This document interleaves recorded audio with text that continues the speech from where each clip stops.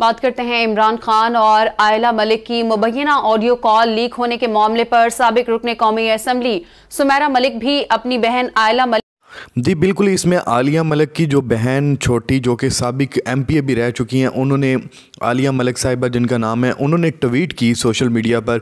उन्होंने कहा कि जिस तरह मेरी पीटीआई से बहुत ज़्यादा अशद इख्तलाफात हैं, लेकिन कभी भी इमरान खान इस लिमिट को क्रॉस नहीं कर सकता, वो इतना गया गुजरा नहीं है।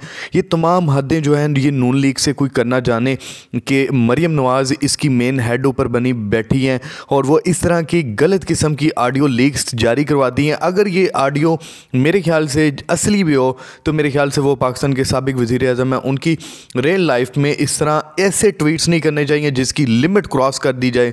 तो अब देखते हैं आगे क्या कहते हैं। आपको बताएं कि इमरान खान और आयला मलिक की मुबैना ऑडियो कॉल लीक होने के मामले पर साबिक रुकने कौमी असम्बली सुमैरा मलिक भी अपनी बहन आयला मलिक के दिफा के लिए मैदान में आ गई। सुमैरा मलिक ने अपने ट्वीट्स में कहा है कि मेरी बहन आयला मलिक के मुतालिक रिलीज की गई जाली ऑडियोज की सख्ती से मजम्मत करती हूं और सुप्रीम कोर्ट से सख्त नोटिस लेने का मुतालबा करती हूं। कहा कि जाली ऑडियोज और वीडियोज का ये धंधा अब बंद हो जाना चाहिए, नहीं तो इज्जत किसी घर की नहीं बची। इसमें जो दूसरे अदारे हैं उनको ये चीज़ का फौरी तौर पे नोटिस लिया जाना चाहिए कि आखिरकार इमरान खान की ही ऑडियो लीक्स क्यों जारी हो रही हैं, बार बार क्यों हो रही है, शहबाज शरीफ या नवाज शरीफ या दूसरे ग्रुप्स की क्यों नहीं हो रही।